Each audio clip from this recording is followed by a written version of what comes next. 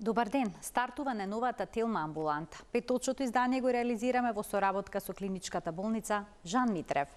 Што се случува со телото кога ќе изгубиме многу килограми? Зошто кожата не секогаш може да го следи тој процес?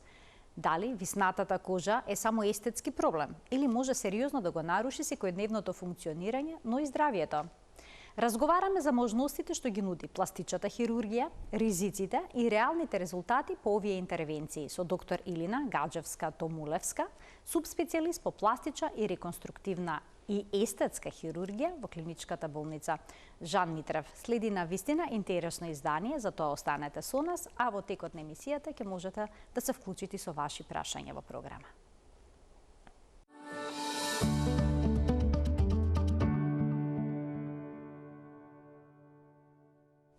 После слабењето, има ли решение за вишокот кожа? Ова прашање ќе го патиме на денешната гостинка, доктор Илина Гаджевска-Томулевска, субспецијалист по пластична, реконструктивна и естетска хирургија, која што е дел од тимот од Центарот за дебелина при клиничката болница Жан Митрев. Докторке, добре ни дојдовте во Телма амбуланта и добар ден. Добро ве најдов, секогаш ви е пријатно во студиото. Докторке, што се случува со кожата кога се поправаме, кога накачуваме килограми, кога се зголемува нашата телесна тежина?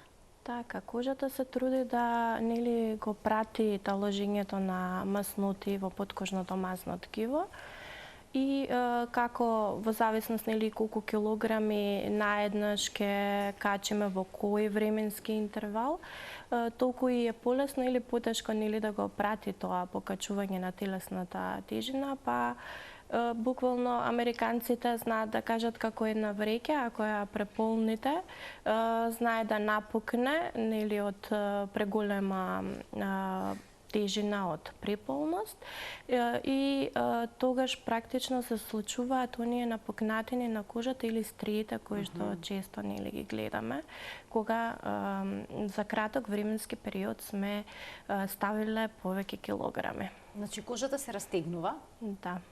Никогаш не успева да нема постигне еластицитет, нема капацитет, нема капацитет и затоа напукнува. А што се случува потоа при нагло слабење? Може ли растегнатата кожа да се собере? Така, повеќе фактори влијаат тука, не само возраста, туку и генетиката и квалитетот на кожата. Знаеме дека во кожата еластинот, колагенот, оние важни фактори за убавината на кожата. Како сме повозрасни, така се намалува и нивниот процент на застапеност. И пак ќе го спомнат фактот колку килограми и за колку време ќе во случајов ослабеме. Така да во некој... Значи постепеното слабење е подобро за кожата во споредба со наглото? Апсолутно, да. Постепеното и дава можност на кожата да се адаптира на новата состојба, пак ќе кажам во рамките колку што дозволува незината возраст, генетика и квалитетот.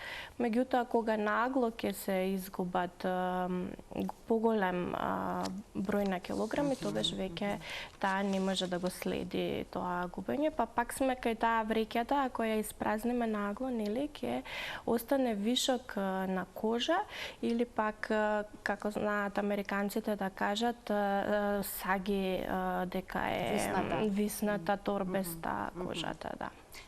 Тоа значи дека кај младите полесно кожата ќе се нормализира, ќе се врати? Да, и мислам дека и сите ние во нашиот животен циклус и забележуваме дека кога си варираме во килограми во помлади години, тоа многу поедноставно се случува и кожата подобро се адаптира отколку веќе кога сме повозрасни. Значи дури 1 или 2 килограми кога ќе се изгуби на одредена возраст, подоцна во животот, видно се забележува на кожата. Така е. Не е иста кожата во 20, 30, 40, 50, 60 години, секоја декада се носи своји промени. Дали наглото слабење доведува и до старење на кожата пред се на лицето? Ние го добиваме изгледот како да сме остареле, затоа што главната потпора на кожата е тоа подкожно масно ткиво, а на лицето имаме и масни перничења. кои што се како да баш потпора која држат кожата. И кога тие ќе се намалат, кога ќе ослабиме, кожата нема потпора и таа виснува надоле, со што ние добиваме нели постар изглед. Можеби лицето е нешто прво што го забележуваме, меѓутоа тоа се случува секаде на телото. Лицето е само она што нели најчесто го гледаме во огледало и најлесно може да ги забележиме промените. Но тие промени ги има прописно секаде, стомакот, рацете? Па статистички стомакот е оној кој што најмногу и најчесто го има овој проблем, затоа што таму и најмногу нели таложиме поткожни масни капки, масно ткиво, кои што таква нели зависи од конституцијата и од генетиката, меѓутоа генерално сите околу стомакот во тој дел најмногу таложиме и кога ќе дојде до губење на килограми, особено за краток временски период, веќе тука нели го имаме главниот проблем. Може потоа да ги спомнеме над лактиците, над колениците, па дури и градите кај жените, нели кога ќе изгубат во телесна тежина, знаат да станат птотични. И на грбот да се јават фалти? Секако, сегде, пак ќе кажам, можеби деловите кои што најмногу ние се ги забележуваме, се тие. Така, сега, доколку вежбаме при слабењето, дали физичката активност може да помогне кожата да го следи слабењето и да нема толку многу висната кожа? Да, има улога вежбањето, меѓутоа пак ќе кажам зависи колку килограми и за колка временски период. Подкушното масно ткиво еве конкретно кај абдоменот, над лактиците, над колениците се наоѓа помеѓу мускулатура и кожата анатомски. Тие се тие две подпорни линии. Доколку нели кожата висна заради растопување на подкожното масно ткиво, мускулот ако е добро навежбан ќе даде некоја компензација. Меѓутоа тоа е во одреден процент. Сепак ако изгубиме многу килограми за кратко време и да вежбаме, ние пак ќе имаме висната и вишок на кожа. Дали за ваков проблем најмногу придонесуваат агресивните радикалните диети или пак баријатриската операција на желудникот, односно намалувањето на неговата големина? Така. Кога имаме хирургија, радикално намалување или на капацитетот на желудникот, ние радикално, односно брзо губиме многу килограми. Така да тука сигурно ќе се појави вишок на кожа, а додека диетите зависи како ќе ги менаџираме, колку килограми ќе се губат, пак ќе зависи од возраста, дали е тоа пушач, дали е некој физички активен и така натака. И ако се направи добар план, дури препораките се негде околу 2 до 3 килограми да се губат месечно, во подолг временски период може да се постигне саканата телесна тежина, а да не дојде до виснување на кожата. Во тој период секако ќе се негува кожата, ќе се подхранува, за да ја дадеме можност да го даде својот максимум да не дојде до виснување. Да се растегнатата кожа всушност да се повлече. Така. Сега, колку често се јавува овој проблем со висната кожа? Го гледате ли често ке пациентите кои што се на диети? Често е реално. Дури луѓе кои што немаат проблем со, да кажем, прекомерна телесна тежина, најчесто жените во текот на бременоста, нели се растегнува кожата, пратејќи го растот на плодот и доколку не се негува добро и не се даде поддршка на кожата, се јавуваат тие стрии, се распукува и често откако ќе се породат, нели тука имаме како иста ситуација како нагло губење на голем број на килограми и се случува да кожата висне. Така да најчесто се тоа мајки кои што откако нели ќе се опорават од пораѓајот без разлика дали е природен или со царски рез, бараат помош како нели да се вратат назад во првобитната состојба. Понекогаш дава се од себе, постојано вежбаат, мускулатурата ќе се повлече, но и понатаму кожата. Да, и тоа е најчесто останува. така. Со таков, да кажам, со таква изјава доаѓаат во нашите ординации. Вежбам, внимавам, се правам, меѓутоа, нели, сепак имам вишок на кожа. Дали вишокот на кожа е само естетски проблем или пак може да биде и здравствен?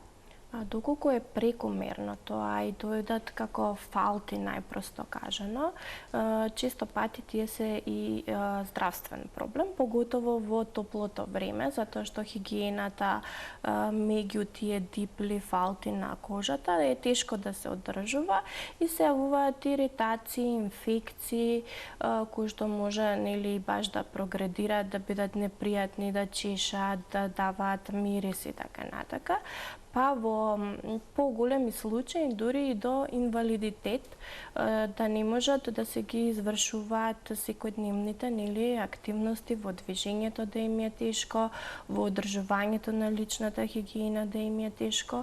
Особено абдоменот тука е проблем, затоа што таа една состојба на виснат стомак или вентер пендуланс, познат, нели, во нашата фела, надвиснува над генитали, над колениците и им е тешко да се одржуваат хигиената и секојдневните активности. Всушност го нарушуваат и квалитетот на живот, но и здравието. Постојано се бара во таков случај да посетуваат лекари за да се смират инфекциите? Да, генерално кога тоа ќе дојде до инфекција и проблем, потребно е да се јават на лекар, да се види која е причината, која бактерија е или можеби габа е, исто габите поради влажноста, потењето во летниот период често пати е причина за тие иритации и инфекции и адекватно да се третира. Понатаму може да дадеме совети за превенција, нели, како да се одржува хигиената, повеќе да се обрне внимание во тие делови. Често пати им даваме препораки со медицински сапун во тој дел да тушираат, да се направи добра дезинфекција и да се намали ризикот од инфекции. Значи, иритации, инфекции, ограничено движење навистина може да доведе до бројни проблеми, прекумерното опуштање на кожата, понагло слабење. Претпоставам дека овој проблем се забележува почесто кога оние кои што имале прекумерна телесна тежина и одеднаш ослабеле. Сега, какво е решението во тој проблем, во тој случај? Дали хирургијата, естетската, реконструктивната, може да даде подобрување? Па само искрено, само хирургијата може да помогне. Нели сите тие вежбања, совети и така натака се адекватни до одредена рамка, а веќе кога се работи баш за инвалидитет или хроничен проблем или едноставно пациентот кажува јас вака не можам повеќе да живеам, сакам, нели, да го сменам, тогаш единственото решение ни е хируршкото отстранување на вишокот кожа, а со тоа и подкожно масно ткиво.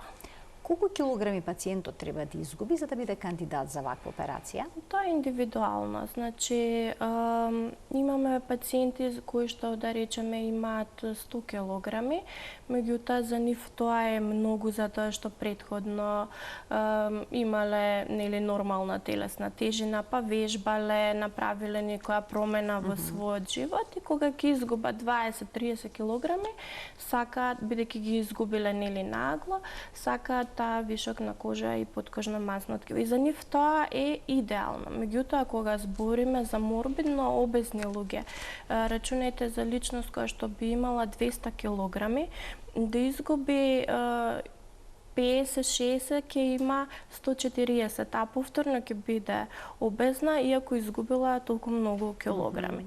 Така да границите ги адаптираме според пациентите. Оние кои што имаат морбидно, како го пишавте? Морбидно обезни, да. Тие што се морбидно обезни, односно имаат, например, 200 килограми и изгубат 50 килограми. Дали веднаш може да се направи операцијата или ќе почекате да видите дали тој пациент ќе одржи таа тежина. Да, не се брза.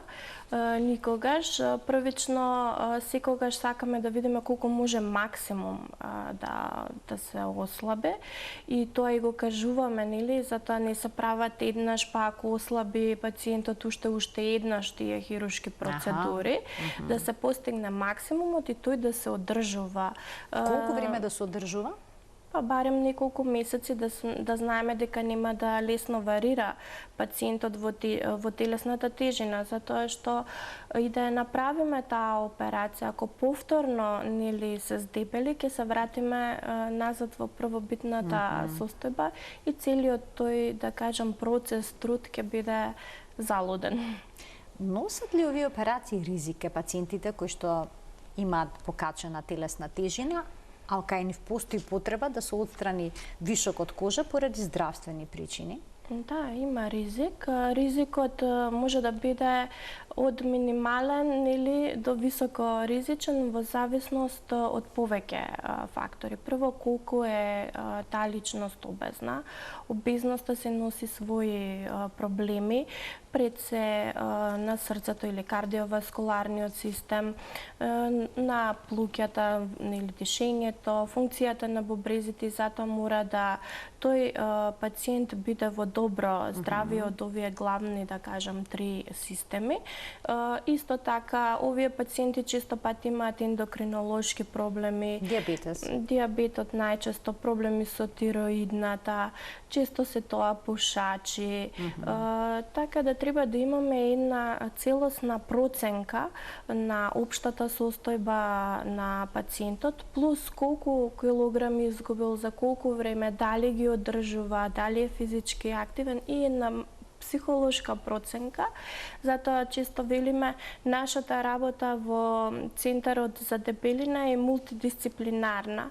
Секогаш имаме уклучено ендокринолог, нутриционист, физикална терапија, психолог и пластичен хирург, за да направиме проценка и да секако пациентот предоперативно биде свесен за своите ризици хируршки и анестезиолошки. Затоа е потребен мултидисциплинарен пристап. Апсолутно. А што е со жените кои што после породувањето не успеваат да, односно им се јавило проблем со опуштена кожа? Да. Колку време може да чекаат и треба да чекаат после породувањето за еден ваков хируршки, естетски зафат? Првото прашање што им го поставуваме е дали планираат повторно да раѓаат. Значи, најдобро е прво да се заврши со репродуктивниот процес, бидејќи пак ја кажам исто како кај обезните, ако повторно се здебелат, не пропаднала нели работата, исто и со бремените жени ако имаат и втора и трета бременост или замислете па тоа да се и близнаци, залудна ќе биде првичната хируршка интервенција. Така да првично треба да завршат со раѓањето, потоа се препорачува да поминат од 9 до 12 месеци од породувањето, плюс од една страна затоа што во тој период мајката му е најпотребна на новороденото, нели да биде тука и околу него, а не во хируршките сали и на контроли, а од друга страна за да се даде можност на кожата, на мускулите, на подкожата да се вратат максимум, па да видиме, да имаме реална предоперативна проценка. Ќе ги вклучиме гледачите. Почитувани, од овој момент емисијата е контактна, слободно можете да поставите прашање кое што е поврзано со денешната тема. Како изгледа предоперативната подготовка на пациентот кога станува збор за реконструктивна естетска операција? Така. Доколку се работи за баш морбидно обезни пациенти, тука има посериозна подготовка и таа трае обично околу 6 месеци до 1 година. Да тој мултидисциплинарен тим даде максимум секој од свој нели аспект да пациентот биде подготвен за да ја издржи првично хируршката интервенција и потоа постоперативно да го намалиме ризикот од компликации.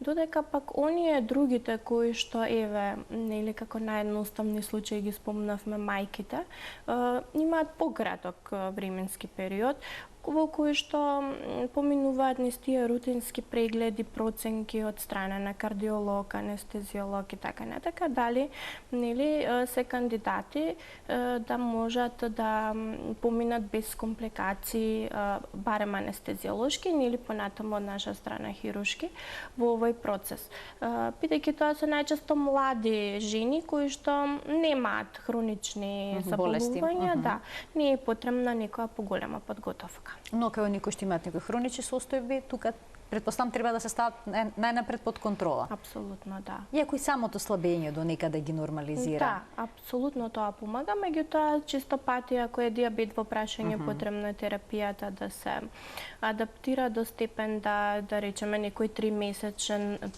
лабораториски резултат покаже нормална гликемија, односно присуство на шеќер во крвта. А зошто е проблематично пушењето? Пушењето и шеќерот се главните непријатели на заздравувањето на раните. Така, никотинот и високиот шеќер. Мислам дека за диабетичарите од секој аспект е познато дека тие дури и отвараат хронични рани, не само хируршките што потешко зараснуваат. Така да тоа за пушачите е нешто што обично им е проблем и нели малку имаме дискусија, ама дали ако намала и така, преговараат. Да, преговараат најпросто кажано. Меѓутоа мора да се свати дека навистина пушењето дури во светски рамки овие пациенти се одбиваат. Ако се пушачи во старт не се кандидати. Не се кандидати воопшто? Да, воопшто не се земаат во предвид. Ние сепак тука на Балканот уште преговараме со тој дел, меѓутоа во светот тоа е веќе став дека пациенти кои што пушат не треба да имаат естетски операции. Не дека не се идеални кандидати, туку воопшто не се кандидати за нешто вакво. На кои делови од телото најчесто се решаваат пациентите да направат интервенција? Што најмногу им пречи? Па пак се вртиме околу абдоменот, да, стомакот е генерално најчесто што пречи, најчесто кој го бараат да биде решен. Зависно нели од случај до случај може да се кандидат за мини абдоминопластика, пак ќе ги спомнам мајките кои што изгубиле практично волумен, тука не изгубиле толку маснути, и до класична абдоминопластика и една состојба која што се нарекува паниколектомија кај обезни, морбидно обезни пациенти, каде што тој виснат стомак прави инвалидитет, неможност да се отиде во тоалет, потреба од лице за нега, и тоа ако се млади личности навистина прави веќе и психолошки проблем, дека тие се сепак зависни од некој да ги негува. Доколку пациентот има виснат стомак, покачена телесна тежина и неможност да изгуби килограми, може ли да се направи ваква операција? За сепак да му се подобри квалитетот на животот или не? Да, тоа е она што го спомнав како третата опција, паниколектомија, во која што ние не бараме естетски резултат. Често пати нели абдоминопластиката бара да се затегнат мускулите, да папокот се транспонира, да биде на својата... Значи се поместува папокот погоре, така? Така, се затегнува кожата со подкожното масно ткиво максимум и бараме нели тоа да естетски изгледа добро, резот да биде скриен, да има мала лузна и така натака. Овде тоа не го бараме, ниту мускулите не се битни, па дури и често пати кажувам дека може и папок нема да имаат ваквите пациенти. Затоа што секоја додатна манипулација кај вакви пациенти е додатен ризик. Овде само се обидуваме кожата и подкожното масно ткиво кое го има како доста голем слој, кои што предизвикуваат инвалидитет затоа што висат еве конкретно кај стомакот над колениците, па тоа ние сме виделе случаи до колена каде што буквално не можат да се движат, а не па да си ја одржуваат својата лична хигиена.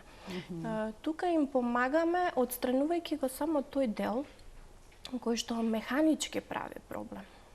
За да можат физички да се движат, да можат нели тие прошетки и физичка активност понатаму да помогнат во процесот на слабење. Така. А што е со оние кои што поради нагло слабење изгубиле многу килограми, им се јавила вишо кожа на рацете, на стомакот, на нозете, Така сега. задникот, грбот, на сите места. И сакаат да си ја подобрат естетската слика, бидејќи не се задоволни кога ќе се видат во огледало, од својот одраз во огледалото. Дали можат сите операции овие да се направат во еден акт? Како изгледа тој процес? Можат, меѓутоа никогаш не го препорачуваме тоа, затоа што тоа е голем стрес за организмот. Може да се комбинираат две операции, најмногу. Например, да речеме абдоминопластика со лифтинг на надлактиците. Меѓутоа, тоа се оние делови кои што висат? Кои што висат на надлактиците. Добра. Така што не е препораката да се оди толку агресивно на било кој организам, дури тој да нема некои други коморбидитети, состојби поради кои се лекувал или не се лекувал, затоа што сепак тоа е стрес за организмот, поготово ако се работи за многу кожа и поткожно масно ткиво. Тоа поткожно масно ткиво има толку многу крвни садови за да се одржува, што тие губат и крв со отстранување на тоа поткожно масно ткиво и кожа, така да секогаш гледаме да помогнеме да не наштетиме да се тоа биде умерено. Секако после 6 месеци, 1 година, ако пациентот и понатаму нели има проблем, може да дојде во друг акт да се направат другите операции. Како изгледат овие естетски зафати? Дали се сложени? Колку време трае една ваква хируршка интервенција за подобрување на стомакот? Пак ќе кажам, има разлика од случај до случај. Доколку работиме една мини абдоминопластика, негде за час и половина, 2, тоа ќе биде завршено. Повеќе ќе обрнеме внимание на естетските моменти. Секако и тоа е побитно и самите пациенти повеќе го бараат постоперативно како нели тоа изгледа. Додека пак оние кои што се навистина многу обезни, треба и повеќе време сето тоа поткожно масно ткиво да се отстрани, може да трае и 3 часа таа операција. И тука веќе нели постоперативно се соочуваме и со повеќе ризици. И затоа што спомнавме нели по-обезните носат повеќе здравствени проблеми со себе, а и од друга страна затоа што подолго време биле под општа анестезија. Така. А колку килограми кожа може да се отстранат кај еден пациент? Ќе покаже ли по операцијата вагата? Да, и јас можам да спомнам во последниот месец еден таков случај во кој што отстранив 30 килограми. Кај на 30 килограми кожа и поткожно масно ткиво само од стомакот. Да. Тоа е навистина. Да, меѓутоа и пациентката е од тие кои што ги спомнувам навистина морбидно обезни пациенти, која што има околу 200 килограми, сега нели минус овие кои што се отстранети. Така да, навистина може тоа да биде многу, пак ќе кажам колку сме поагресивни, толку и е поризично за пациентите. За време на операцијата за затегнување на кожата, например на стомакот или грбот, може ли и да се извадат масни ткива кои што да се извади на масно ткиво кое што создава естетски проблем, односно да се обликува? Да, често пати се комбинира липосукцијата. Липосукцијата е најадекватна, да речем, најадекватна хируршка процедура која ни овозможува ремоделирање, обликување на телото. Иако често пати кај нас постои еден мит и мислат дека ако се со прекомерна телесна тежина ќе дојдат на липосукција и нели како што се шегуваат, да, малку ќе ми го шмукнете салото. И дека на тој начин се слабе. И тоа е првото нешто што секогаш се трудиме да објасниме, дека липосукција не е начин на слабење. моделирање. Липосукцијата овозможува само моделирање.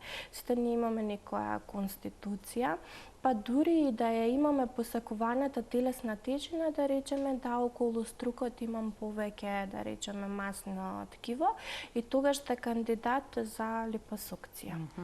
Значи, ви доаѓаат пациенти кои што сакаат на брз начин да го решат проблемот со липосукција. Да. Но очигледно дека тоа не е возможно. И сега, дали операцијата е болна? Дали е болно отстранувањето на вишокот кожа? Секако, за време на операцијата пациентите се во општа анестезија, значи тој дел не се ни сеќаваат, не чувствуваат болка. Постоперативниот период најчесто во првите денови се во болница и се добро покриени со аналгетици, исто ни дозволуваме да ја почувствуваат болката, а за дома секако им даваме терапија во која обавезно има аналгетик, барем во првата недела. Веќе после првата недела велиме по потреба. За ако има болка, тогаш да се напијат, и некаде веќе после втората недела самите пациенти кажуваат јас веќе не пијам од лековите за болка. Така да таа болка постои, меѓутоа се контролира. Така, се менаџира. Да. Имаме гледач кој што очекува вклучување во денешната емисија. Добар ден. Добар ден за гледачот. Добар ден. Ве слушаме, повелете, во програма сте. Моли? Во програма сте, повелете. Сакам да ја прашам докторката за една болест. Ке ве замолам само да го следите разговорот преку слушалката. Да, Паркинсовата болест. Пресакате за Паркинсонова болест, но денешната докторка... Добро?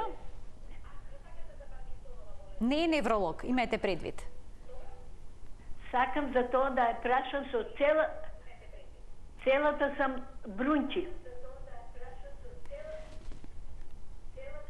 Така, добро, ви благодарам за вклучувањето во програма. Имате предвид дека денешната докторка е субспецијалист по пластична, реконструктивна и естетска хирургија, таа не е невролог.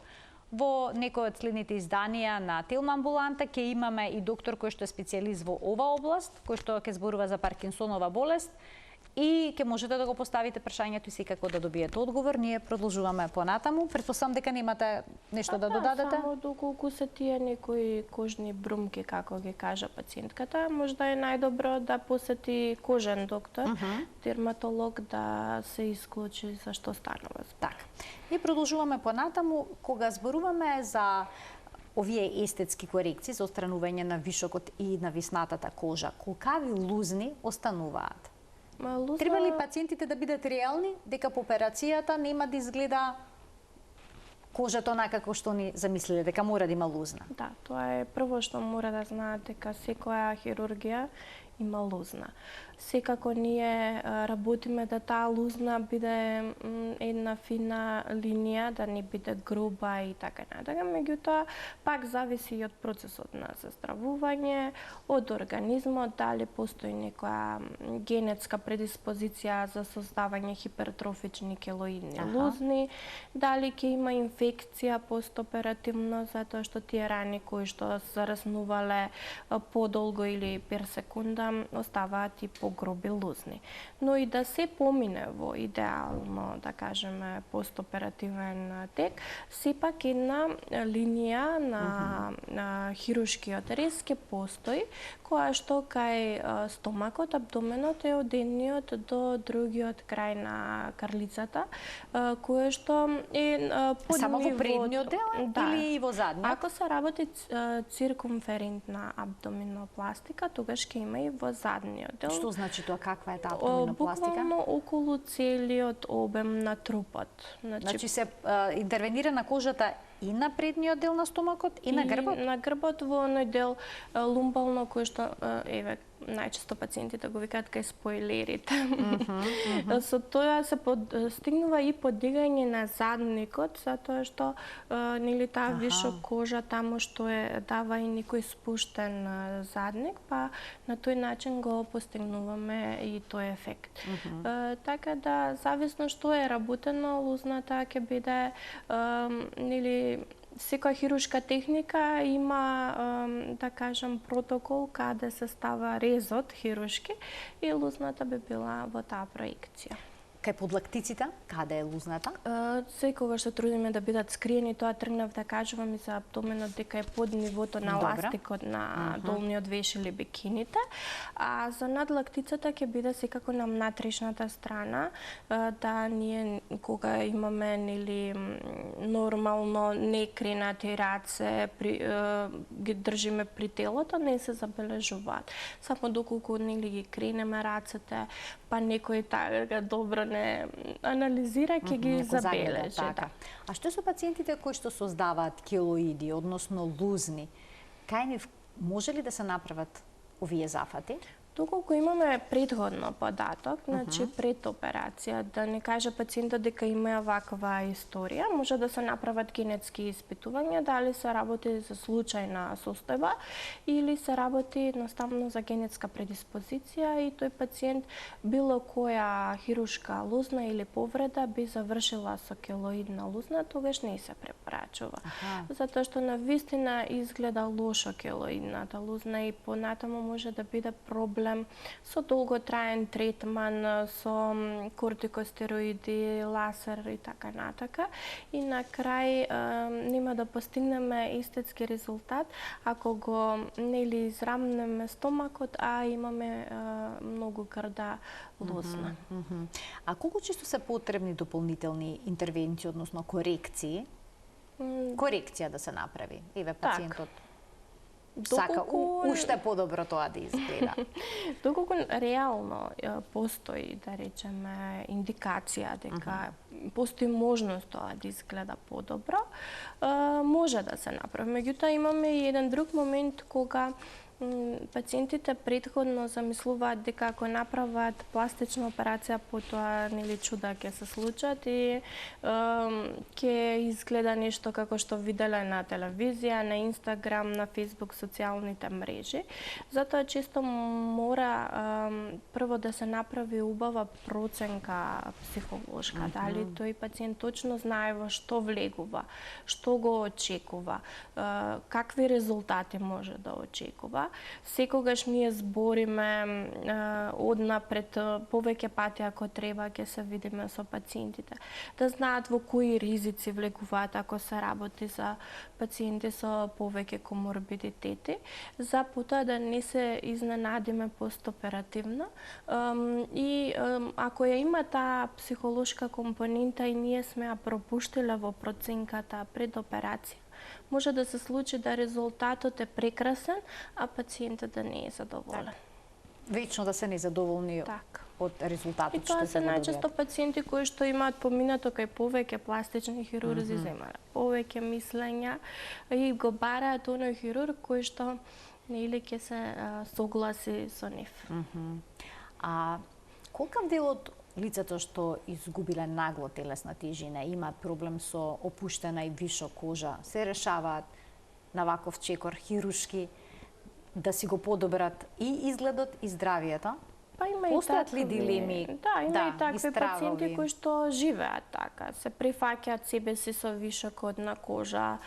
Поедноставно им е да носат тие мидери или нели долна облека со еластичност која што ќе им ја прилепува, да речам, таа поткожа. И тоа е еден начин или избор кој што нели сите ние имаме право на избор да се одлучиме како понатаму ќе живееме. Доколку не им представува проблем во секојдневието, ги менаџираат инфекциите, можат да функционираат нормално во животот и на крај не им е психички, односно психолошки проблем, можат и така да живеат. Нели тоа не е некоја состојба која што го загрозува животот, ако збориме сепак за некоја умерена состојба, ако не е тоа нешто што води кон инвалидитет.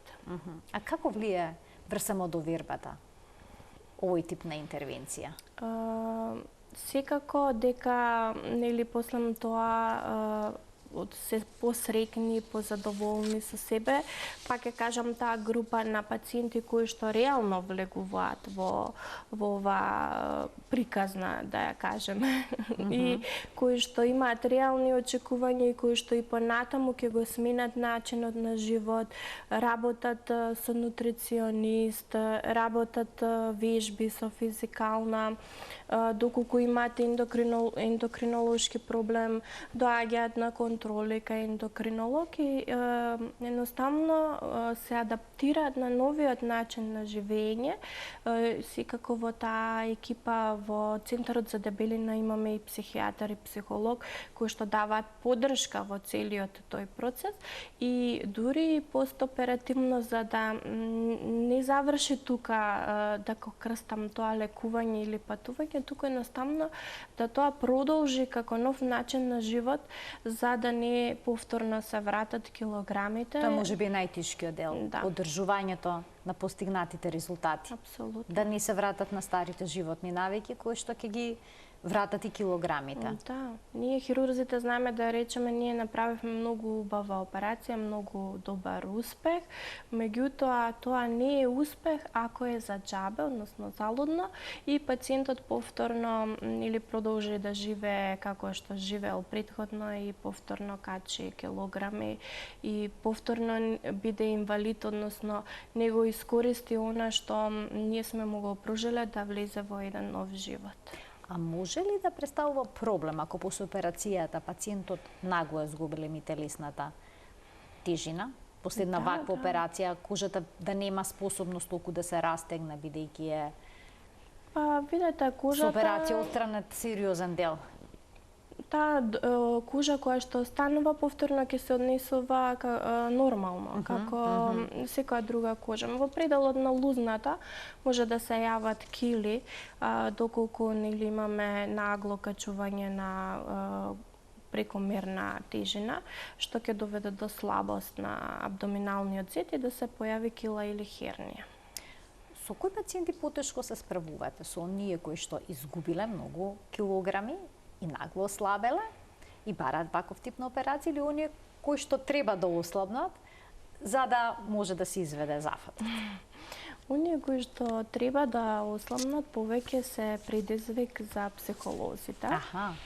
Повеќе се предизвик за другите колеги од тимот, да, додека пак оние кои што веќе изгубиле телесна тежина, пак се хируршки предизвик да ги вратиме назад, нели, во некоја нормална функција.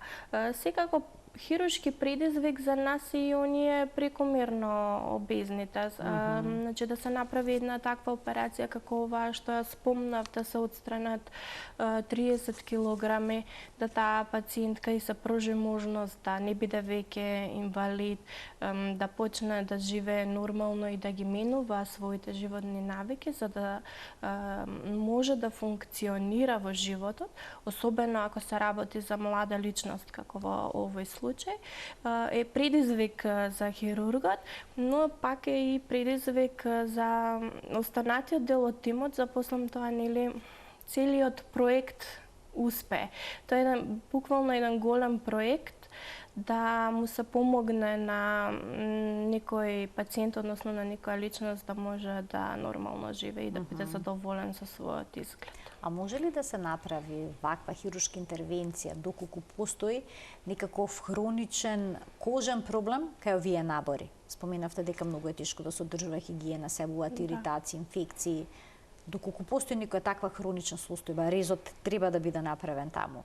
Дали е тоа проблем? Ако местото на рез биде точно, доколку се е воспалено таму, да, тогаш дали мора може таа да се инфекција направи? да се смири, затоа што го изложуваме да таа инфекција навлезе хируршки во подкожното ткиво, да направи поголем проблем или во процесот на заздравување да влие. Веќе ние тука имаме бактерии кои што на хируршката рана ќе бидат блиску и со тоа имаме изворна инфекција и можност да тие рани се инфицираат, отворат или споро зараснуваат.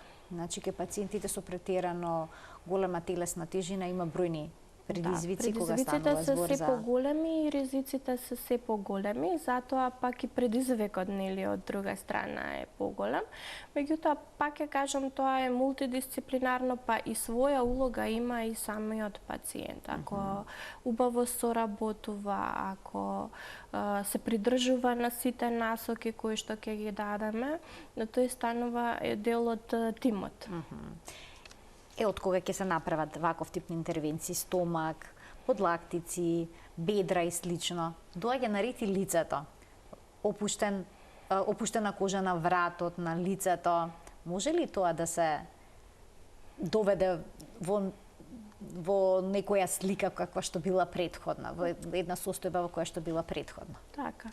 Зависно, пак ќе кажам, колку нели кожа имаме опуштена, да се направи една индивидуална проценка. Дали може да се помогне нешто нехируршки со пополнување, да тоа масно ткиво кое е изгубено го пополниме со наједноставно фет трансфер процедурата. Значи масно ткиво од еден дел на телото да се пренесе на друг дел, односно на лицето. Точно. Да, таму каде што сакаме. Таму каде што е потребно. Тоа е најчесто користена метода. Може да се користат и филерите, хиалуронската киселина. Меѓутоа, се зависи колку треба тоа, колку волумен сакаме да добиеме, каков изглед, дали поприроден или сакаме нешто да моделираме. И на крај, ако не можеме со нехируршките техники, секогаш фейслифтингот како хируршка техника е опција. Јас ви благодарам многу за вашето денешно гостување во Телма амбуланта и што проговоривме на оваа тема, за која што искрено мислам дека не се зборува доволно. Треба да ги знаат опциите оние кои што се соочуваат со ваков тип на здравствен предизвик, бидејќи опуштената кожа не е само естетски, туку и здравствен проблем. Така е, да. Мислам дека се уште естетиката и обезноста се до негде табу тема во овие простори, меѓутоа полека нели ги разбиваме тие граници и се надевам дека дадовме корисни совети. Ја ви благодарам уште еднаш за вашето гостување. Ви благодарам.